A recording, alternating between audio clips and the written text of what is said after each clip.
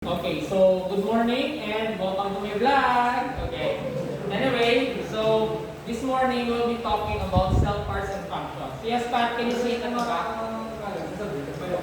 Biology 1. Okay. Now, basically, every living organism is made up of cell. And then, this idea of cell actually was discovered by different scientists, and we will discuss their contribution in the generation of what is the definition of life. Okay, how can we consider an individual organism if it's a living organism or not? So there will be a standard, and that standard actually was introduced by different discoveries in the field of biology. Okay, so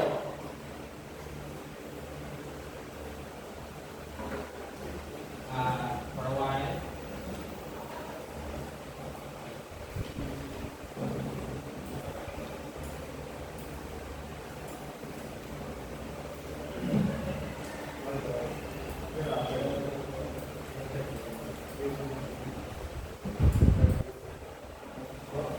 Okay, now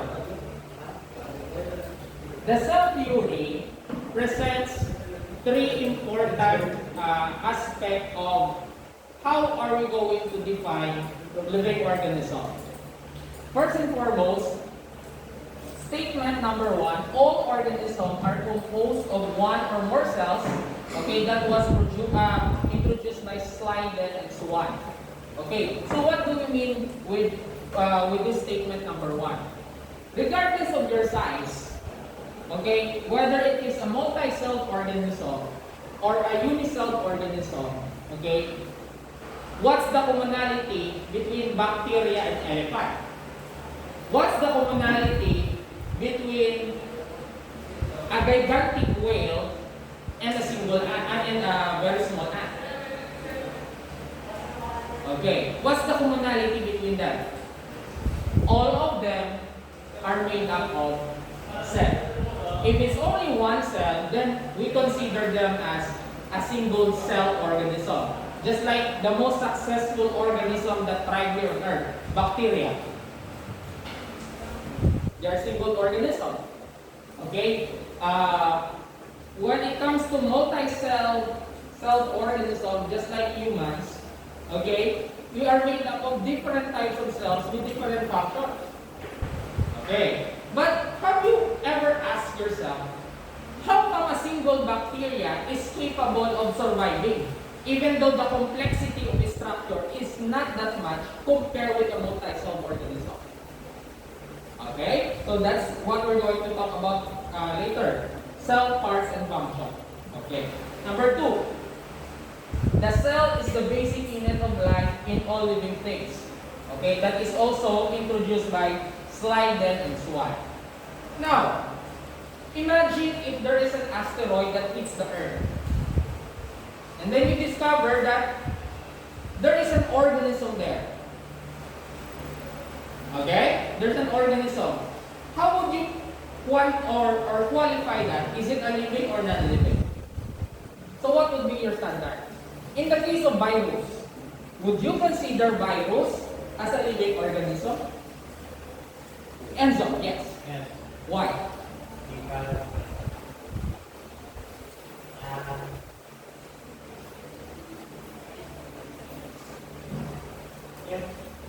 Yeah, okay. Okay, go, take your time. the living organism because one, it is composed of cells. Two, it has its behaviors. It can reproduce, no? Okay. So one of the aspects of living organism is capable of reproduction. So that's your contention. Would you agree, Audrey, with Enzo?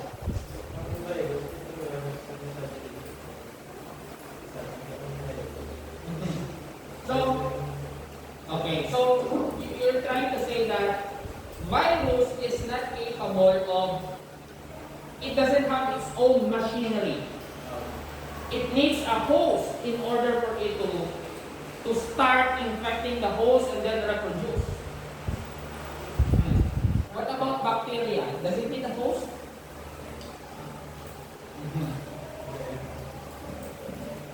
Enzo mentioned a while ago that virus is made up of cells. Do you agree with that? What's the basic composition of a virus? Okay, it's either DNA or RNA. Okay, so there are two types of virus, DNA and RNA. The most harmful of all are the RNA virus because they have a fast mutation rate. They mutate rapidly, just like the coronavirus, because that is an RNA virus. HIV virus that cause AIDS, that's also an RNA virus. That would explain how come they don't have the vaccine yet to kill the AIDS because it mutates rapidly. Okay. The way scientists describe virus is they are just a genetic material that breaks in nature. In other words, they're not made up of cells.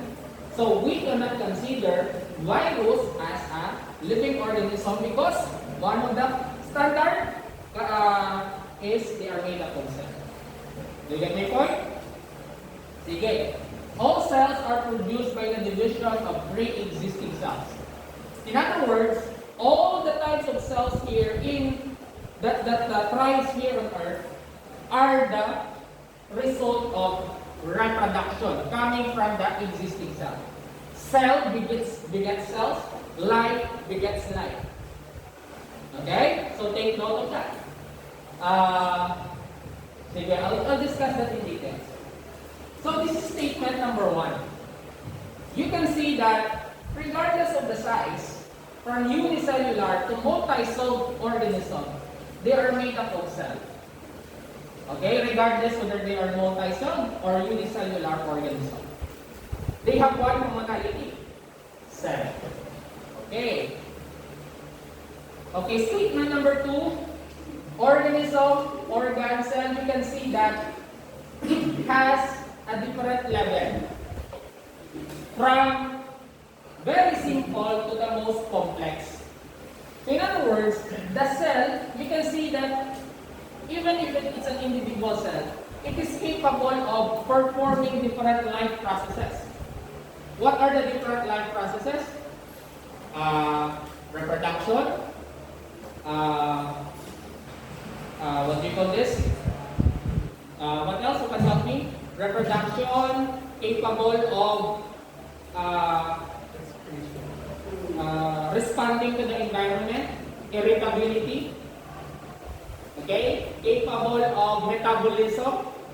Okay, so the reason for that is, if you're going to check the structure of the cell, they have their own organelles. Okay, organelles. When you say organelles, these are small organs. Just like your hands, your eyes, your brain, the different organs in your body, we call it as organs in a larger scale. But cells, they have also their own specific organs. Small organs known as organelles. Do you get my point? Okay, now this is the reason why cell has the capacity to perform different life processes or metabolism due to the fact that they have their organs. Okay, and we will discuss that one by one later. Okay, that's statement number 2. Okay, statement number 3. We all come from pre-existing cells. Pre-existing cells.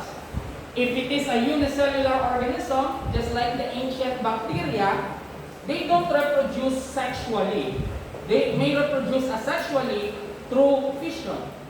But still, their offspring comes from the original parent cell. Now, for those complex organisms that reach hybridization, okay, by utilizing sexual reproduction, they still come from pre-existing cells. Do you get my point? Okay.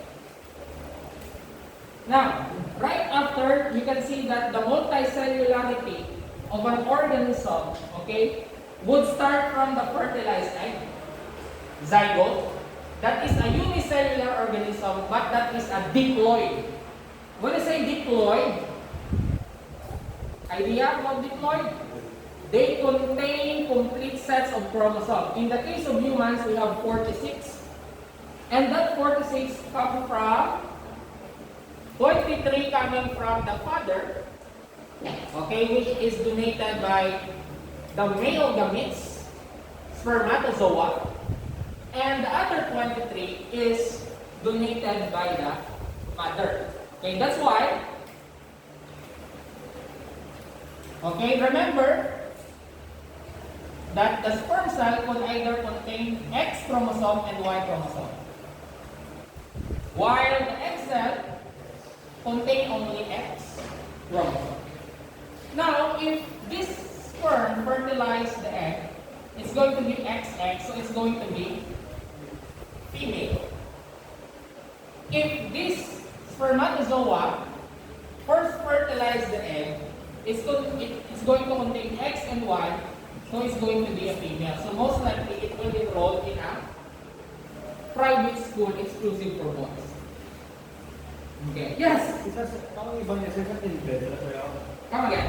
Mga inbred yes, sir, para sa lang yan. Ano no? Inbred. Inbred? Oo. When I say inbredization, close lineage. Like brother to sister.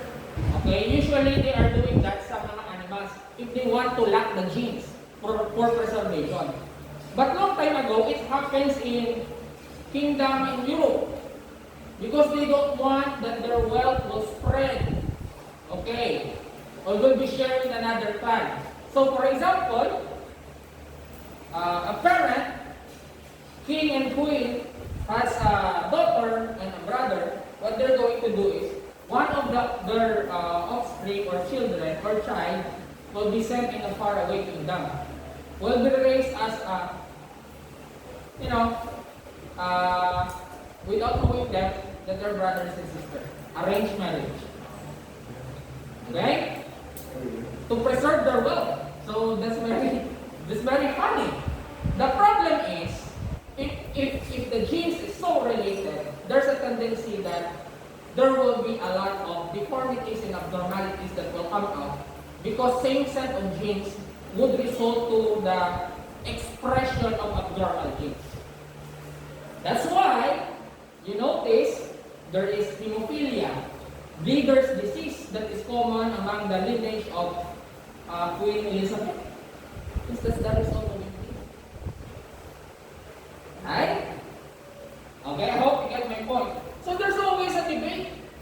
Who is always, the battle of sexes? Who is the most sexiest of all the human species? And girls will not, okay, give way that they are the sexiest. Okay? Well, in fact, you cannot spell sexy without X and Y.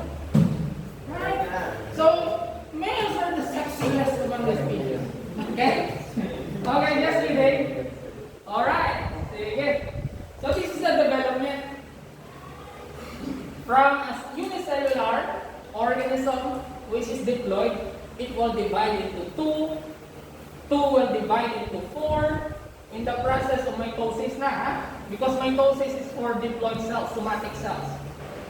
And this 4 will undergo blastocyst, wherein there are a lot of cells already, and that cells will undergo differentiation. What is differentiation? Wherein the individual cell will assume its particular function. That